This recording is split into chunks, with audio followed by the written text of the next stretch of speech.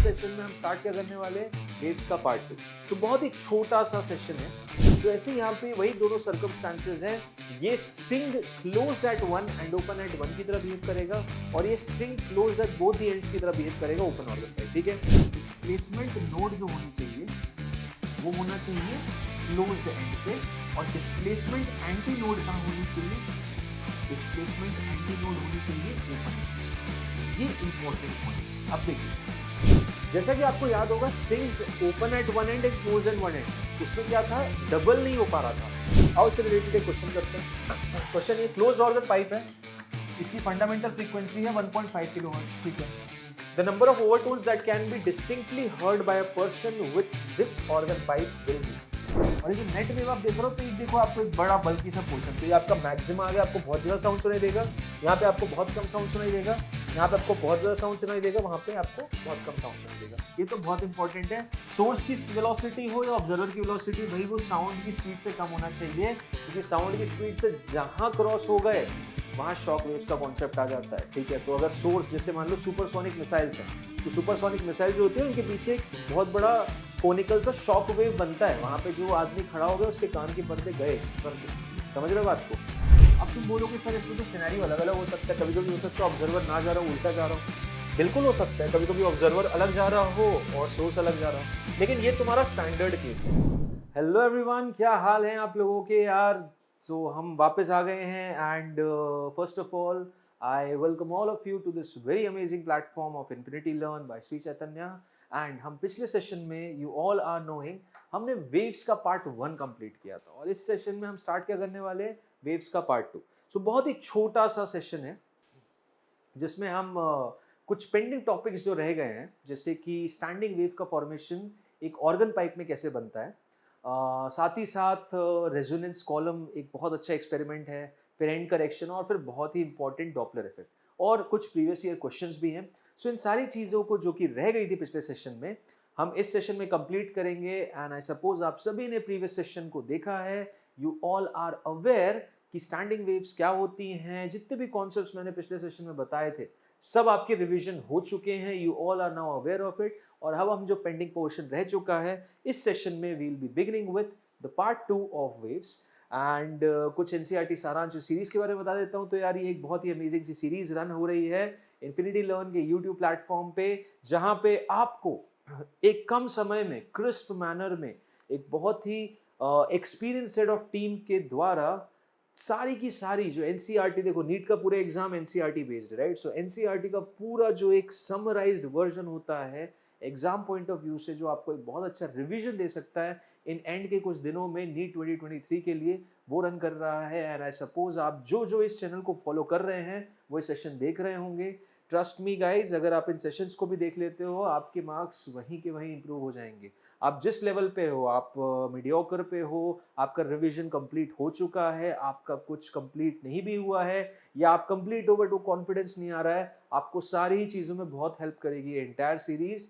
And इसके साथ साथ हम और भी बहुत अमेजिंग चीज़ें इस प्लेटफॉर्म पे ला रहे हैं। सो जिन जिन लोगों ने चैनल को सब्सक्राइब नहीं किया है, प्लीज़ सब्सक्राइब कर लो और बेल आइकन को भी हिट कर दो, ताकि आपको रेगुलर बेसिस पे अपडेट्स मिलते रहें। और प्लीज़ लाइक ज़रूर कर देना यार, आप लाइक करते हो तो यूट्यूब बाबा को पता चलता है, एंड वो आप जैसे बहुत सारे एस्पिरेंट्स होंगे, बहुत सारे स्टूडेंट्स हो, उनको ये सेशंस रिकमेंड भी कर सकते हैं। ठीक है, तो आओ स्टार्ट करते हैं इसी के साथ। सुपरपोजिशन ऑफ ट्रांसवर्स नहीं, लॉन्जिट्यूडनल वेव। ये ट्रांसवर्स वेव नहीं है, ये क्या है, लॉन्जिट्यूडनल वेव है। ठीक है, सो लॉन्जिट्यूडनल वेव, लॉन्जिट्यूड, थोड़ी राइटिंग बिगड़ गई, ये लॉन्जिट्यूडनल वेव्स हैं। ओके, अब लॉन्जिट्यूडनल वेव्स में हम बेसिकली क्या समझने वाले हैं, इसका फॉर्मेशन कहां पे, हम समझने वाले हैं इसका फॉर्मेशन ऑर्गन पाइप्स। ठीक है, ऑर्गन पाइप्स। अब ऑर्गन पाइप्स किस टाइप के होते हैं, तो पहले जरा समझने की कोशिश करो। ऑर्गन पाइप्स दो टाइप के होंगे जो कि हमें देखने हैं। पहला तो है हमारा क्लोज्ड ऑर्गन पाइप, जो कि एक एंड से क्लोज होता है, और दूसरा होता है ओपन ऑर्गन पाइप। ठीक है, ये हमारा कहलाता है क्लोज्ड ऑर्गन पाइप, और ये हमारा कहलाता है ओपन ऑर्गन पाइप। अब ऐसे ही इन दोनों का, जैसे हमने स्ट्रिंग्स की बात की थी, स्ट्रिंग्स में हमने दो केसेस डिस्कस किए थे ना। पहला केस था जहां पे स्ट्रिंग्स दोनों एंड पॉइंट पे क्लोज है, दूसरा केस क्या था, जब स्ट्रिंग एक पॉइंट पे क्लोज है और एक पॉइंट पे ओपन है। तो ऐसे यहाँ पे वही दोनों सर्कमस्टांसेस हैं, ये string closed eight one and open at one की तरह बिहेव करेगा और ये string closed at both the ends की तरह बिहेव करेगा ओपन ऑर्गन पाइप। ठीक है, सबसे पहले हम डिस्कशन करेंगे क्लोज्ड ऑर्गन पाइप का। जैसे कि string closed eight one and and open at one and की कंडीशन थी, क्या कंडीशन थी? कंडीशन ये थी सर कि क्लोज्ड एंड पे नोडल पॉइंट होना चाहिए और ओपन एंड पे एंटी नोडल पॉइंट। वही चीज यहाँ पे भी रहेगी, बट एक ऑल्टरेशन यहाँ पे ये रहता है कि यहाँ पे हम डिस्प्लेसमेंट नोड और एंटी नोड के अलावा हम प्रेशर नोड और anti node basically pressure variations के through help basically diagrammatically standing wave create करते हैं। तो देखो क्या होता क्या है, पहले तो इन दोनों फंडामेंटल्स को समझा देते। देखो जब कभी भी मैं क्लोज्ड ऑर्गन पाइप की बात करूंगा, कंडीशन क्या है क्लोज्ड ऑर्गन पाइप के लिए?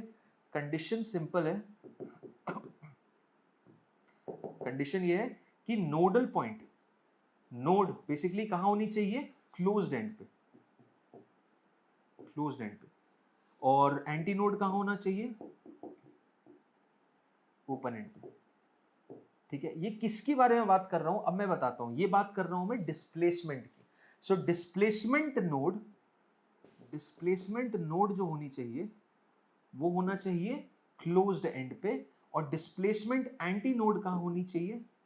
डिस्प्लेसमेंट एंटी नोड होनी चाहिए ओपन एंड पे। ये इंपॉर्टेंट पॉइंट है। अब देखो यू ऑल नो कि साउंड वेव्स की जब भी बात करोगे तो डिस्प्लेसमेंट अकेले से हेल्प नहीं होती, हम प्रेशर वेरिएशन का यूज करते हैं साउंड वेव्स को डिपिक्ट करने के लिए, प्रेशर और डेंसिटी रिलेशन। अब प्रेशर और डिस्प्लेसमेंट आउट ऑफ फेज होते पाई बाय 2 से, तो जहां पे डिस्प्लेसमेंट नोड बनता है ना, वहीं पे प्रेशर का क्या बनता है? प्रेशर एंटी नोड बनता है। समझ रहे हो बात को?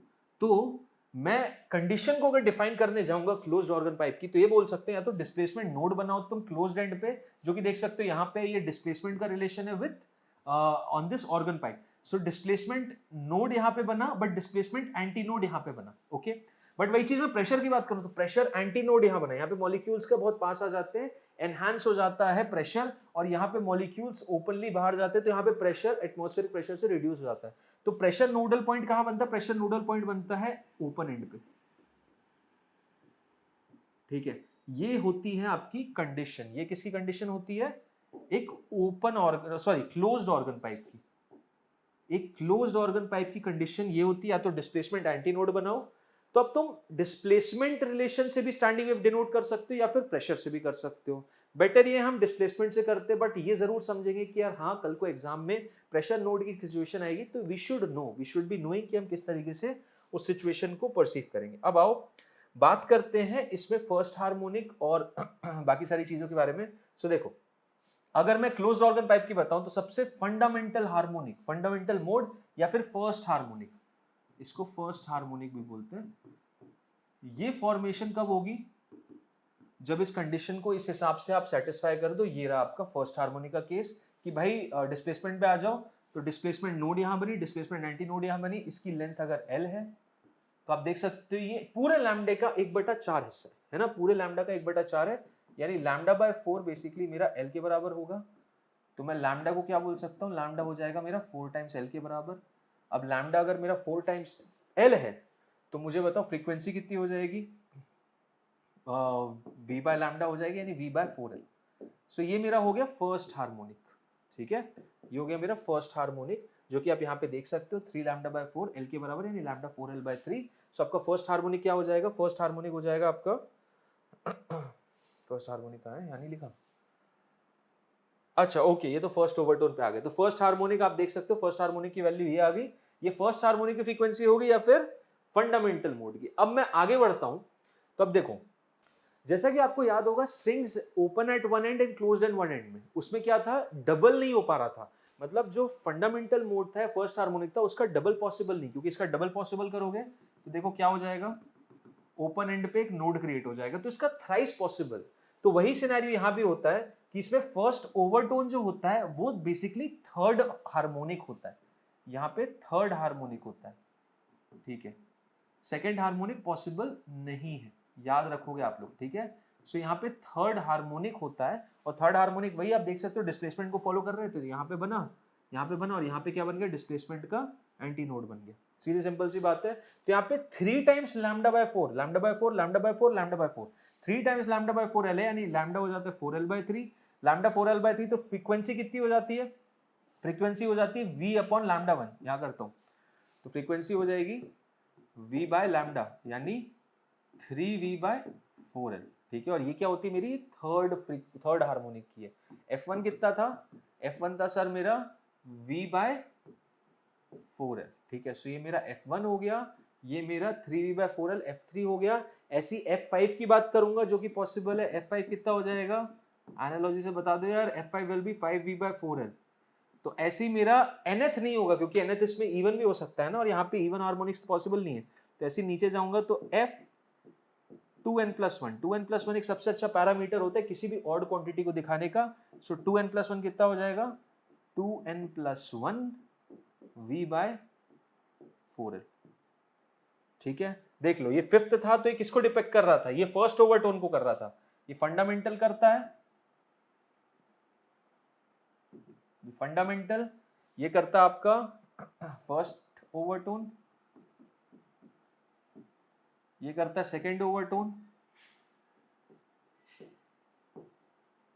तो ये फिफ्थ वाला सेकंड को कर रहा है, मतलब n की जो यहाँ 2n+1 दिखा है ना, n को डिपेक्ट कर रहा है, तो ये nth ओवरटोन को डिपेक्ट करेगा।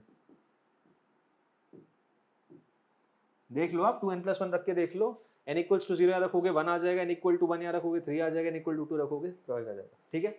सो आई थिंक समझ में आ रहा है आप सभी को। इसी हिसाब से मैं nth ओवरटोन या 2n+1th हार्मोनिक को बता सकता हूँ। ये केस किसका है? क्लोज्ड ऑर्गन पाइप का, ठीक है। तो क्लोज्ड ऑर्गन पाइप में एक इंपॉर्टेंट नोट ये भी लिखना बहुत जरूरी है, क्या कि क्लोज्ड ऑर्गन पाइप में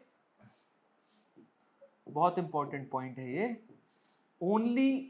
only odd harmonics are possible, only odd harmonics are possible, ठीक। आई थिंक सबको समझ में आ रही हैं चीजें, ओके, ठीक है सर, बढ़िया। अब आगे बढ़ते हैं और बात करते हैं किसके बारे में? ओपन ऑर्गन पाइप में। तो ओपन ऑर्गन पाइप में बड़े मजेदार सीन है। ओपन ऑर्गन पाइप किसको रिसेंबल करेगा? स्टैंडिंग वेव्स का फॉर्मेशन एक रोप पे जो कि क्लोज्ड है दोनों एंड्स पे, उसको रिसेंबल करता है। और उसको रिसेंबल करेगा तो देखो इसकी कंडीशन क्या होती है। ओपन ऑर्गन पाइप की अगर मैं कंडीशन की बात करूं तो इसकी कंडीशन बड़ी सिंपल सी है कि बॉस आपको क्या करना है, डिस्प्लेसमेंट नोड्स, बेसिकली जो आपके डिस्प्लेसमेंट एंटी नोड्स या फिर और pressure nodes. Displacement anti nodes या फिर प्रेशर नोड्स कहां पे होने चाहिए? ये दोनों होने चाहिए एंड्स पे, ओपन एंड्स पे, ठीक है। ओपन एंड्स पे दोनों चीजें होनी चाहिए, या तो प्रेशर का रिलेशन देख रहे हो तो प्रेशर नोड होना चाहिए, डिस्प्लेसमेंट का देख रहे हो तो डिस्प्लेसमेंट एंटी नोड होना चाहिए। तो डिस्प्लेसमेंट में देखो एंटी नोड क्रिएट हो गया, प्रेशर में नोड क्रिएट हो गया। तो इसका फर्स्ट हार्मोनिक ये होता है, ठीक है। ये उसका क्या होता है? फंडामेंटल मोड या फिर फर्स्ट हार्मोनिक, ये होता है उसका first harmonic, okay. I think सबको समझ में आ रहा है। अब फर्स्ट हार्मोनिक अगर ये है, जरा बताओ, λ/2 हो रहा है ना, ये λ/4 यानी टोटल हो गया λ/2। तो λ/2 किसके बराबर हो रहा है? λ/2 हो रहा है L के बराबर। L क्या हो रहा है? सॉरी, लैम्डा किसके बराबर हो रहा है? लैम्डा हो रहा है सर 2L के बराबर। अब लैम्डा अगर 2L के बराबर है तो फ्रीक्वेंसी किसके बराबर है भाइयों? बताओ। फ्रीक्वेंसी हो जाएगी v/λ होता है, यानी v/2L। ये हो गई मेरी फ्रीक्वेंसी, ये हो गई मेरी फ्रीक्वेंसी। आई थिंक सबको समझ में आ रही है। ये कहलाती है आपकी फंडामेंटल मोड है, फर्स्ट हार्मोनिक। क्या इसका डबल पॉसिबल है? सोचो, क्वेश्चन करो अपने आप से, क्या इसका डबल पॉसिबल है? क्या इसका जस्ट डबल में बना सकता हूँ?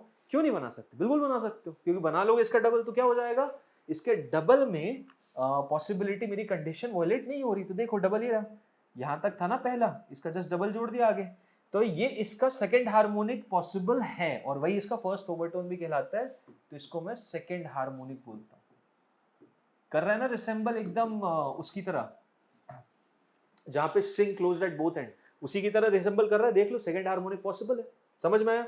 अब यहाँ पे क्या हो जाएगा, तो ये λ/2 था, फिर ये और λ/2 आ गया, तो टोटल कितना हो गया? टोटल हो गया टोटल लैम्डा प्लस लैम्डा यानी L के बराबर। और इसको मैं बेसिकली समझूंगा कैसे, lambda will be equal to 2L/2। ठीक है, तो फ्रीक्वेंसी कितनी आ जाती है, v बाय लैम्डा होती है, यानी 2v/2l। ये क्या होगी, मेरी सेकेंड हार्मोनिक होगी, ठीक है। ऐसी मेरी थर्ड हार्मोनिक हो जाएगी 3v/4l, F3 हो जाएगी मेरी 3v/2l, 4l नहीं 3v/2l, ठीक है। ऐसी मैं नीचे जाऊंगा तो nth हार्मोनिक कितना हो जाएगा, nth हार्मोनिक हो जाएगा मेरा nv/2l, ठीक है। ये हो गया मेरा nth हार्मोनिक, ये हो गया मेरा थर्ड हार्मोनिक। अब जो ओवरटोन है वो एक कम है, तो ये फर्स्ट ओवरटोन, ये सेकंड ओवरटोन, देखो ये हो गया मेरा फर्स्ट ओवरटोन, ये हो गया सेकंड ओवरटोन, तो ये कितना हो जाएगा, this will be n-1th overtone.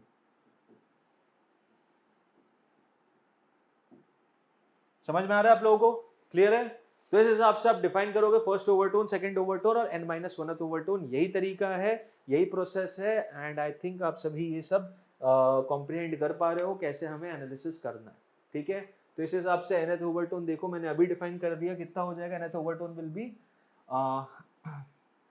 n+1th f0 के बराबर होगा। हाँ जी, ऐसा है क्या, हाँ, nth overtone obviously, nth overtone यानी n+1th हार्मोनिक, nth ओवरटोन यानी n+1th हार्मोनिक, यही फॉर्मूले को रिसेंबल करेगा, ठीक है सर, बढ़िया। अब एक कॉन्सेप्ट की बात करते हैं जो कि कहलाता है हमारा एंड करेक्शन। इनएविटेबल है, होता ही है, जब कभी भी मैं ऑर्गन पाइप्स की बात करूंगा और उसमें स्टैंडिंग वेव्स की फॉर्मेशन के बारे में डिस्कस करूंगा, तो मैं एक पर्टिकुलर चीज नोटिस करता हूँ। अब वो पर्टिकुलर चीज होती क्या है, आओ उसके बारे में बात करते हैं। मैं ये नोटिस करता हूं कि जो मेरा डिस्प्लेसमेंट नोड है, सॉरी डिस्प्लेसमेंट एंटी नोड है या प्रेशर नोड है, आप देखोगे एक क्लोज्ड ऑर्गन पाइप में, ये क्लोज्ड ऑर्गन पाइप हो गया, यहाँ पे क्या बनना चाहिए, यहाँ पे डिस्प्लेसमेंट एंटी नोड बनना चाहिए या फिर प्रेशर नोड बनना चाहिए। तो मैं देखता क्या हूं कि मेरा जो डिस्प्लेसमेंट नोड है, जो कि कायदे में बनना चाहिए कुछ इस तरीके का, असल में एक्चुअल में वो बनता ऐसा है।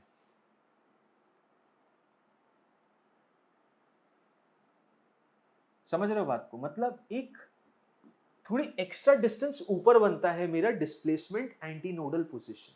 अब ये जो डिस्प्लेसमेंट एंटी नोडल पोजिशन थोड़ा ऊपर बनता है, this is because of the variation in density. Density का वेरिएशन देखो यार, स्टैंडिंग वेव का फॉर्मेशन तब होता है जब दो वेव्स ऑपोजिट डायरेक्शन में मूव होकर सुपर इम्पोज करती है, ठीक है। तो यहाँ पे ऑब्वियसली रिफ्लेक्शन हो रहा है, तभी सुपर इम्पोज कर रही है और स्टैंडिंग वेव्स बन रहा है। अब ये जो डेंसिटी का वेरिएशन है उसकी वजह से रिफ्लेक्शन हो रहा है, तो डेंसिटी का वेरिएशन एग्जैक्टली एज पॉइंट पे नहीं, थोड़ा ऊपर जाके होता है। इसी वजह से एक यहाँ पे एंड करेक्शन एलिमेंट आ जाता है। ये जो आप एक्सेस में देखते हो ना कि जो डिस्प्लेसमेंट के एंटी नोडल पॉइंट है, एग्जैक्टली जहाँ पे ऑर्गन पाइप क्लोज हो रहा है वहां ना बन के थोड़ा सा ऊपर बन रहा है, इन्हीं को बोलते हैं एंड करेक्शन। अब इसकी एक फिक्स वैल्यू है, और कितनी होती है एंड करेक्शन की, 0.6 टाइम्स आर, 0.6 टाइम्स आर, जहां पे आर क्या होता है, R is radius of the organ pipe. जो भी रेडियस है ऑर्गन पाइप का, that is known as the R over here, और ई की वैल्यू एंड करेक्शन हो जाता है 0.6 टाइम्स आर के बराबर, ठीक है। सो आई थिंक सबको समझ में आ चुका है। तो अब इफेक्टिव लेंथ जो होगी ना, हम जो अभी तक ये बोलते आए sir L is equal to λ/4 है, नहीं जी, अब आपको क्या बोलना है, इफेक्टिव लेंथ में E को जोड़ के बताना है। तो इफेक्टिव लेंथ हो जाएगी आपकी L प्लस E, और ये इफेक्टिव लेंथ हो जाएगा आपका λ/4 के बराबर। समझ रहे हो बात को। तो जो एक फ्रीक्वेंसी भी आप लेते हो फर्स्ट हार्मोनिक की V/4L लेते थे, अब वो V/4L' हो जाएगी, यानी 4 times L plus 0.6 into R. समझ रहे हो बात को, देख लो बस यहाँ पे जहां जहां आपने L लिया था उस L की जगह आपको क्या रिप्लेस करना है, L' जो कि L प्लस E के बराबर है। इफेक्टिव लेंथ में आपको E जोड़ना है, किस केस में, जब मैं क्लोज्ड ऑर्गन पाइप की बात करूं। तो सर ओपन ऑर्गन पाइप में क्या होगा, ओपन ऑर्गन पाइप में भाई दोनों जगह बनेगी, यहाँ पे भी एक्सेस बनेगी और यहाँ पे भी एक्सेस बनेगी। तो यहाँ पे इफेक्टिव लेंथ कितनी हो जाएगी, यहाँ पे इफेक्टिव लेंथ हो जाएगी L प्लस 2 टाइम्स E।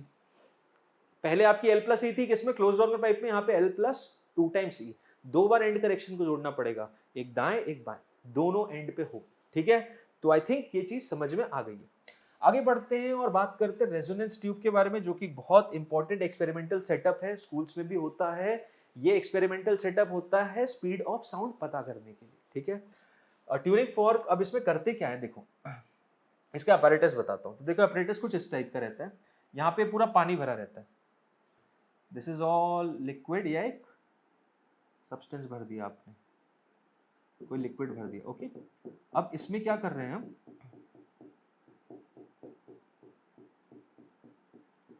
यहाँ पे भी पानी है और यहाँ पे भी आप देख रहे हो ये भी पानी है।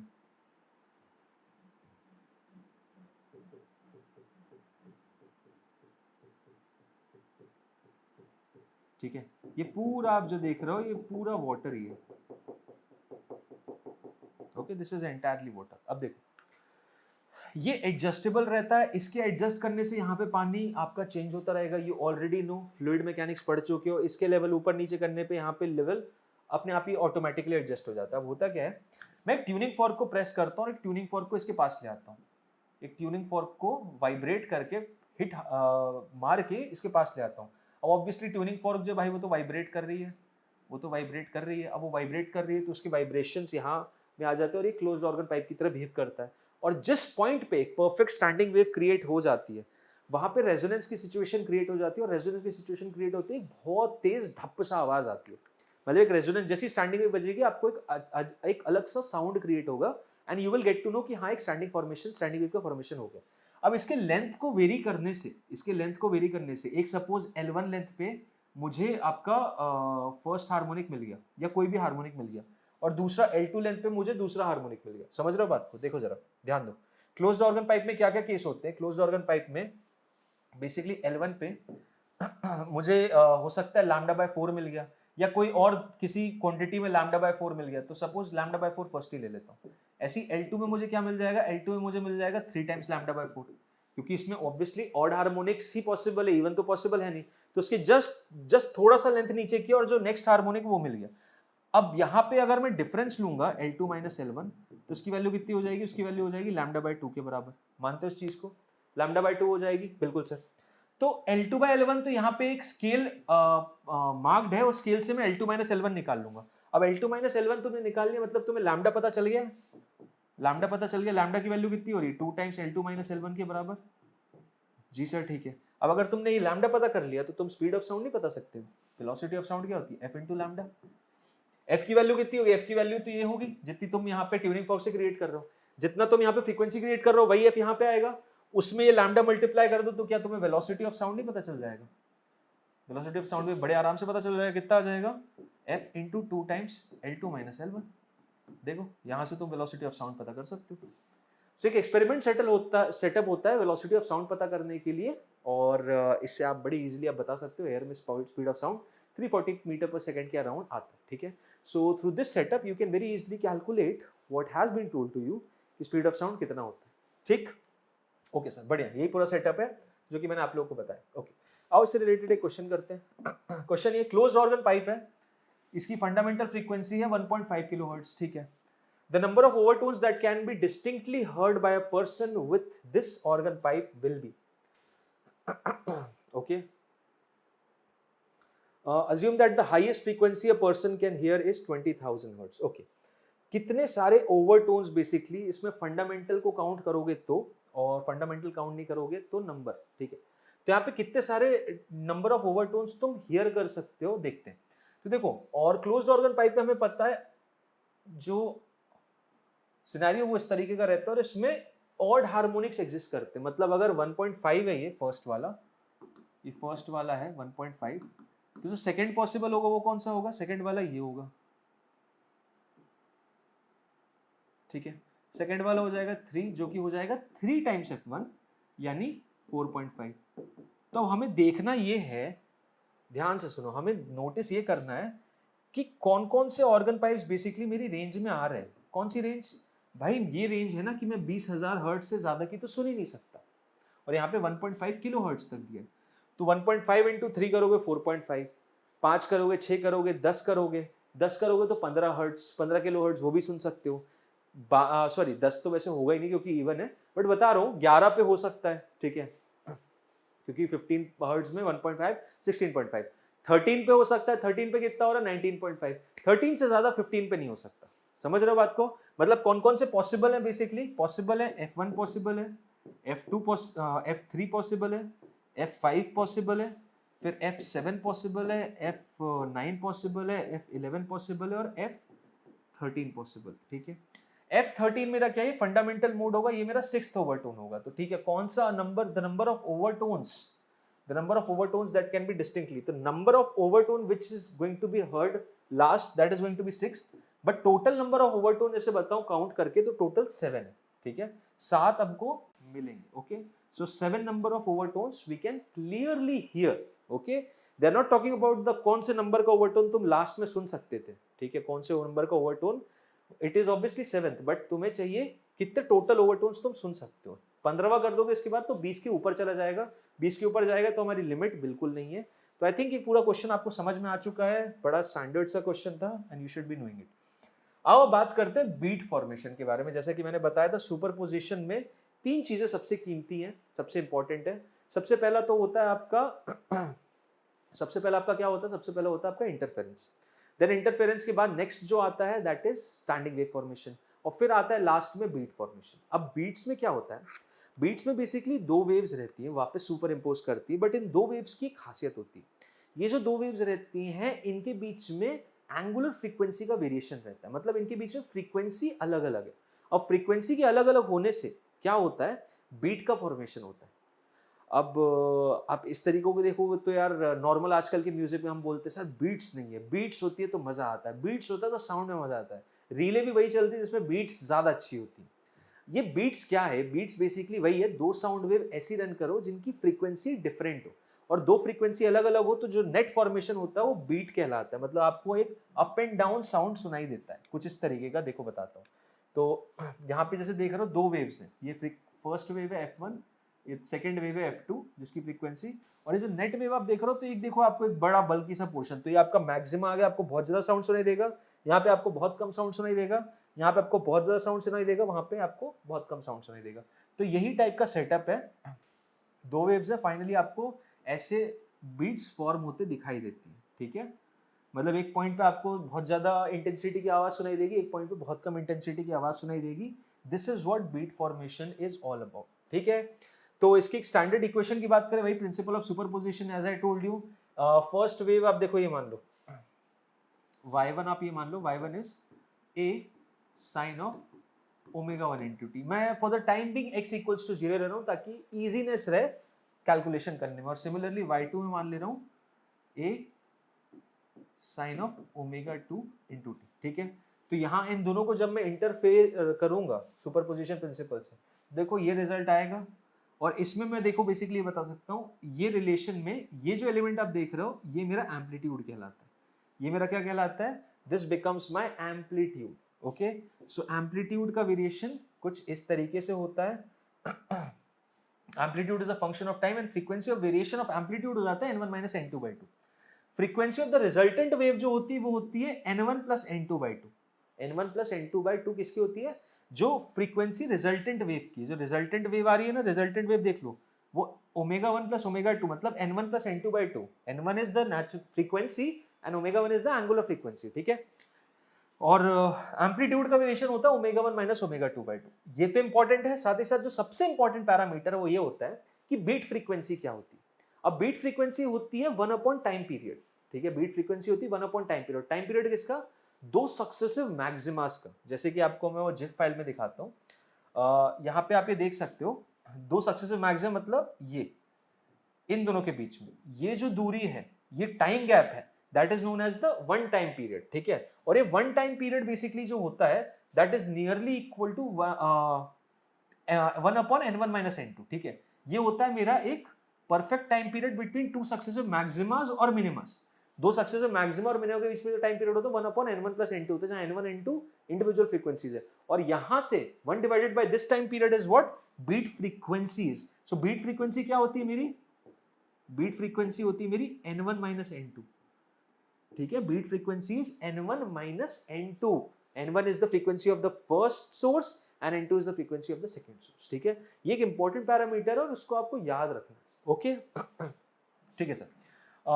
As the persistence of human hearing is about 0.1 second, beats will be detected by the ear only beat period is greater than 0.1 second। ये मैं ऑलरेडी पिच में बात कर चुका हूं। मतलब अगर बीट्स एक नॉर्मल ह्यूमन हेयर को सुननी है, हम चाहते कि हम बीट सुने, तो बीट फ्रीक्वेंसी बेसिकली मतलब जो बीट्स का डिफरेंस है n2 minus n1, वो भैया कम होना चाहिए 10 हर्ट्ज से।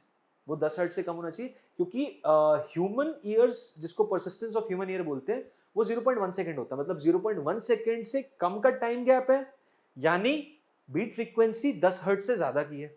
अगर टाइम गैप 0.1 सेकंड से कम का है यानी बीट फ्रीक्वेंसी 10 हर्ट्ज से ज्यादा की है। तो 10 हर्ट्ज से जब तक कम रहेगी बीट फ्रीक्वेंसी तब तक मैं सुन सकता हूं, और मैं क्या आप भी तभी सुन सकते हो, उसके अलावा आप नहीं सुन सकते। समझ रहे हो बात को? ये बहुत इंपॉर्टेंट पॉइंट है, ठीक है। If more than 10 beats are produced, the number of beats produced are the same but number of beat heard will be equal to 0। तो इंपॉर्टेंट है, याद रखना स्टेटमेंट, ठीक है sir.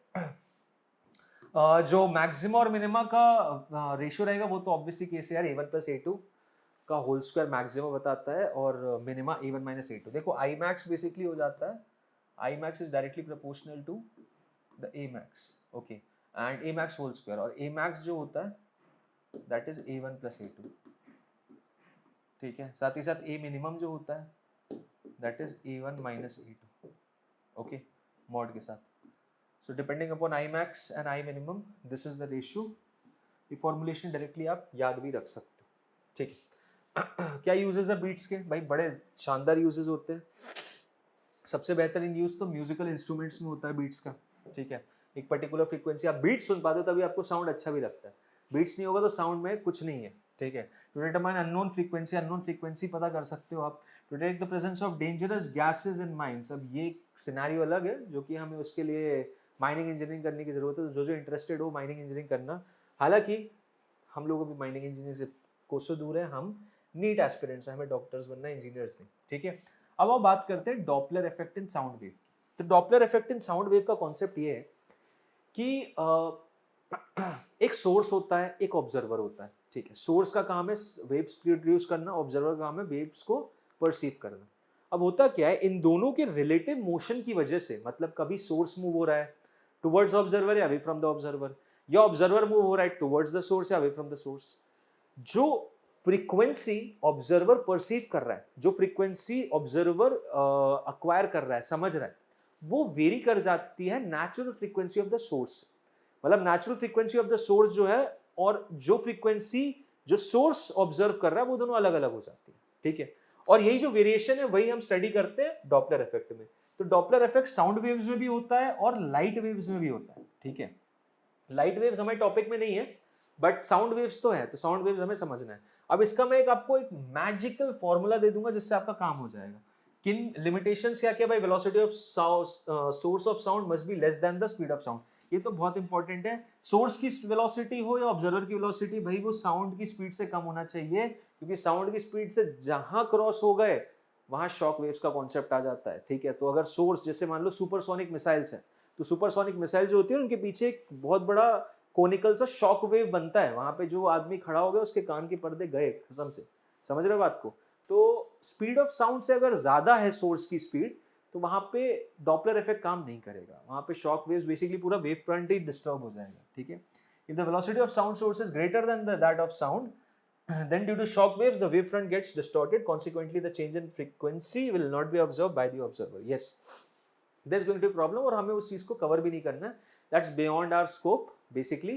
and more than that आपको ये चीज पता भी होनी चाहिए कि we have the supersonic, sonic, subsonic। so sonic is basically if anybody is, मैं किसी को बोल रहा हूँ इसका sonic स्पीड से जा रहा है, मतलब उसकी speed basically speed of sound के बराबर होगी। सुपरसोनिक मतलब उसकी स्पीड उससे ज्यादा होगी, सबसोनिक उससे कम होगी, ठीक है। मैक बेसिकली एक ऐसी यूनिट है जो कि इन हाई वेलोसिटी ऑब्जेक्ट्स जो कि स्पीड ऑफ साउंड के रेंज में मूव करते हैं उसको डिफाइन करने के लिए बनाई गई है, ठीक है। तो अब मैजिकल फॉर्मूला बताता हूँ। मैजिकल फॉर्मूला क्या है? मैजिकल फॉर्मूला डॉपलर इफेक्ट का ये है कि भाई देखो, ये ऑब्जर्वर है, this is the observer and this is the source। अब देखो, ऑब्जर्वर सोर्स की तरफ जा रहा है एक स्पीड से vo, सोर्स ऑब्जर्वर की तरफ जा रहा है vs से, ठीक है। तो जो फ्रीक्वेंसी ऑब्जर्वर परसीव करेगा, सपोज नेट फ्रीक्वेंसी जो इसने भेजी है वो f है, तो जो फ्रीक्वेंसी ऑब्जर्वर परसीव करेगा that is going to be v plus vo upon v minus vs into f, ठीक है। अब तुम बोलोगे सर इसमें तो सिनेरियो अलग अलग हो सकता है, कभी कभी हो सकता है ऑब्जर्वर ना जा रहा हो उल्टा जा रहा हो, बिल्कुल हो सकता है, कभी कभी ऑब्जर्वर अलग जा रहा हो और सोर्स अलग जा रहा हो, लेकिन ये तुम्हारा स्टैंडर्ड केस है।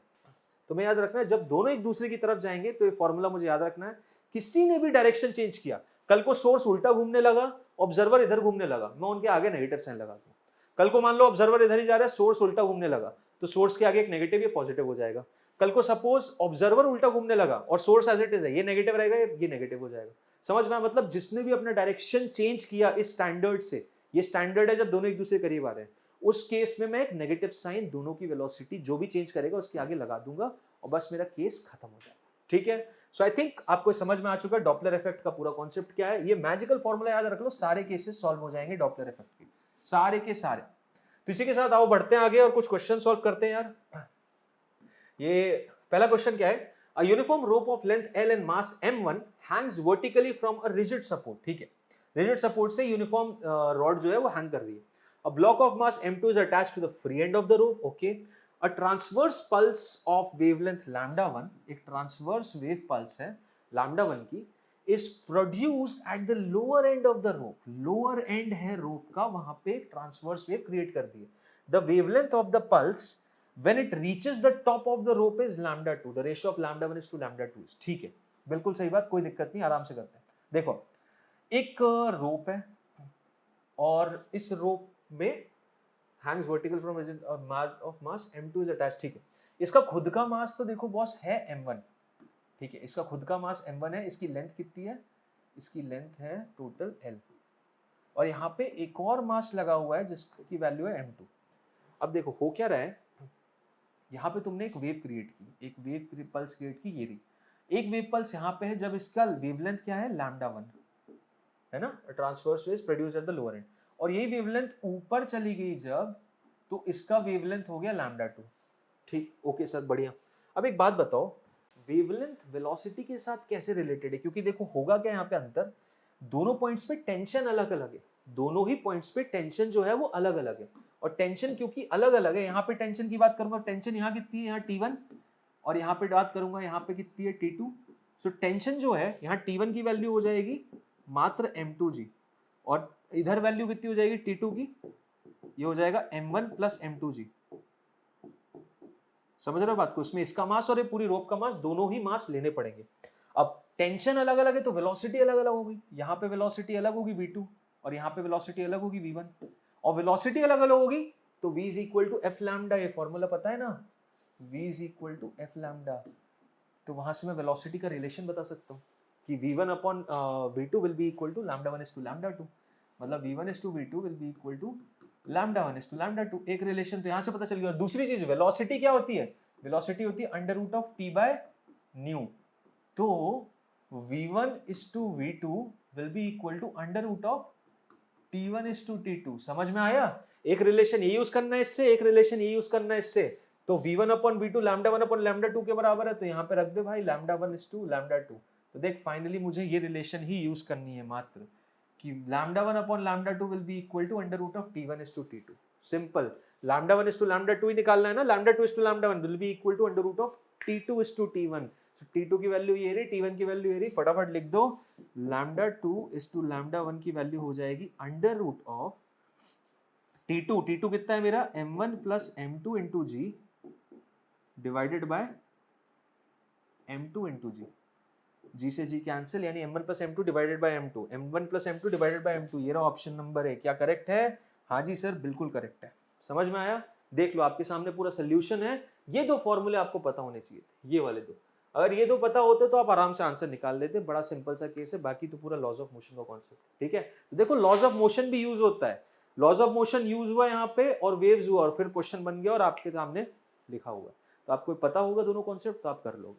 ठीक है, इसी के साथ अगले सवाल पे चलते हैं। अगला सवाल है, the length of the string of a musical instrument is 90 centimetre. ठीक है, and its fundamental frequency is 120 hertz. Okay, where should it be pressed to produce fundamental frequency of 180 hertz। ठीक है, अब ये एक स्ट्रिंग है म्यूजिकल इंस्ट्रूमेंट की, अभी ओपन भी हो सकती है एक एंड पे या क्लोज भी हो सकती है। ठीक है, पॉइंट ये नहीं है, पॉइंट ये है कि आप एक स्ट्रिंग मानो जो कि दोनों तरफ से क्लोज है। ओके, फंडामेंटल फ्रीक्वेंसी इसमें क्या होती है, F is equal to V by 2L। अब वेलोसिटी तो बेसिकली देखो टेंशन पे डिपेंड करती है स्ट्रिंग की, वो वेलोसिटी को तो बिल्कुल ऑल्टर नहीं कर रहे, वो क्या बोल रहे हैं, where should B be press to produce fundamental frequency. देखो बेसिकली गिटार से रिलेट करके तुम्हें समझाना चाहते हैं कि गिटार में बेसिकली अगर तुमने नोटिस किया हो यहाँ पे की पॉइंट्स तो रहते हैं, साथ ही साथ ये जो स्ट्रिंग्स रहती है ना, इनको यहाँ पे प्रेस पॉइंट्स भी रहते हैं, यहाँ पे प्रेस किया जाता है, यहाँ प्रेस किया जाता है। ये डिफरेंट डिफरेंट पॉइंट्स पे प्रेस करने से होता क्या है कि आप लेंथ चेंज करते हो, और लेंथ चेंज करने से फ्रीक्वेंसी ऑल्टर करती है। क्यों? क्योंकि देखो एफ और एल इनवर्सली रिलेटेड है, समझ रहे हो? F is inversely proportional to L. आप देखना किसी के पास आपके अगर गिटार हो एंड आस्क देम, पूछो जाके उनसे कि आप इन पॉइंट्स को क्यों प्रेस करते हो। वो इसको जानते भले नहीं होंगे फिजिक्स, लेकिन ये पता है कि प्रेस करने से क्या होता है, लेंथ ऑल्टर होती है, लेंथ ऑल्टर होने से फ्रीक्वेंसी ऑल्टर हो जाती है। ठीक है सर, तो अब हमें चाहिए क्या भाई? तो यहां से बेसिकली क्या रिलेशन निकलेगा कि F1:F2 मेरा L2:L1 के बराबर है। ठीक है, F1 कितना है? F1 है मेरा 120, मुझे चाहिए कितना है? 180। तो 120 है, 180 चाहिए, तो लेंथ कितने पे प्रेस होनी चाहिए वो निकाल लूंगा, और L1 कितना है? 90। ठीक है, यहाँ 0 से 0 गया, ये 90, सॉरी इसको कैंसिल कर देगा 2 से, इसको कैंसिल करेगा 60 से, तो L2 की वैल्यू कितनी आ गई? L2 is turning out to be 60 centimetre. समझ में आया कौन सा ऑप्शन है? Option number B. क्या यही है? हाँ जी, बिल्कुल यही था, option number B is the correct answer हो गया। ठीक है, तो आई थिंक पूरा एक्सप्लेनेशन आपके सामने, फॉर्मुलेशन पता होना चाहिए और एनालिसिस पता होना चाहिए। अक्टूबर 2020 में पूछा गया नीट में कि यार गिटार का सेटअप कैसे होता है, गिटार का सेटअप पता है तो आप आराम से कर लोगे। ठीक है sir, the fundamental frequency in an open organ pipe is equal to the third harmonic of closed organ pipe if the length of, ऐसे क्वेश्चंस बहुत आते हैं। ठीक है, if the length of the closed organ pipe is 20 centimetre, the length of open organ pipe is कितना है? देखो fundamental frequency open organ pipe में कितनी होती है भाई? Fundamental frequency open organ pipe में ये होती है। ठीक है, ये हो गई F1 is equal to V/4L। Okay sir, ठीक है, this is equal to how much? Is equal to third harmonic of a closed organ pipe. Closed organ pipe में ओपन ऑर्गन पाइप थोड़ी है ये तो क्लोज्ड ऑर्गन पाइप बना दिया ना यार। रुको रुको, दो पाइप बना दो पहले, एक ये हो गया ओपन ऑर्गन पाइप में, ये हो गया, ये हो जाता है F1 विल बी V/2L। ठीक है, और अगर मैं क्लोज ऑर्गन पाइप की बात करूं तो क्लोज ऑर्गन पाइप में थर्ड हार्मोनिक मतलब लाइक दिस एंड दिस, ये हो जाता है थर्ड हार्मोनिक। तो ये कितना हो जाता है? F3 will be equal to V/4L, 3V/4L। ठीक है, सही। अब ये दोनों बराबर है, इज इक्वल टू, ये दोनों बराबर है। ठीक है, ये दोनों बराबर है। If the length of the closed organ pipe is 20 centimetre, अगर closed organ pipe 20 सेंटीमीटर के बराबर है, तो ये बताओ length of open organ pipe कितना? मतलब इन दोनों की लेंथ अलग अलग है, वेलोसिटी सेम है, यानी कि ये 1 है और ये 2 है। ठीक है, सो ये दोनों बराबर है, यानी V/2 टाइम्स लेंथ L1, यही पता करना मुझे। L1 is equal to 3V/4L2। L2 की वैल्यू कितनी दी है? क्लोज्ड ऑर्गन पाइप की दे दी इन्होंने 20। ठीक है, तो अब देखो ये क्या कैंसिल हो रहा है, ये जाएगा इससे 10, और L1 की वैल्यू कितनी आ जाएगी? 40/3। L1 की वैल्यू आ गई 40/3, जो कि होता है आपका 13.33 सेंटीमीटर।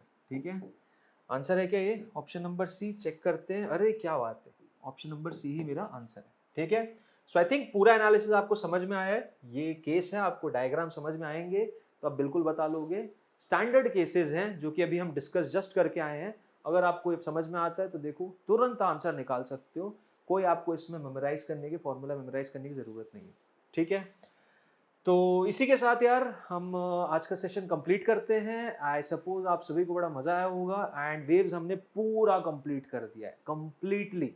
Part 1, part 2। पार्ट 1 में हमने सारे इंपॉर्टेंट टॉपिक्स कवर किए, पार्ट 2 में उसके एक्सटेंडेड वर्जन की, डॉपलर इफेक्ट और इन सब के बारे में बात की। मैजिकल फॉर्मूला बताया, प्लीज यूज करना मैजिकल फॉर्मूला, सारे केसेस आ जाएंगे आंसर। और अब इसके बाद आप जाओ, जितने क्वेश्चंस आपको प्रैक्टिस करने करो, वेव्स आपको ट्रबल बिल्कुल क्रिएट नहीं करेगा। इसी के साथ हम अलविदा लेते हैं, मिलते हैं नेक्स्ट सेशन में, और नेक्स्ट सेशन से हम क्लास 12th का टॉपिक स्टार्ट करेंगे, इलेक्ट्रोस्टैट्स। तो इलेक्ट्रोस्टैट्स भी बहुत ही अमेजिंग चैप्टर होने वाला है और बहुत इंपॉर्टेंट भी हो जाता है नीट के पॉइंट ऑफ व्यू से। So with this note, I'll signing off. We'll meet in the next session. Till then, bye bye. Thank you and all the best.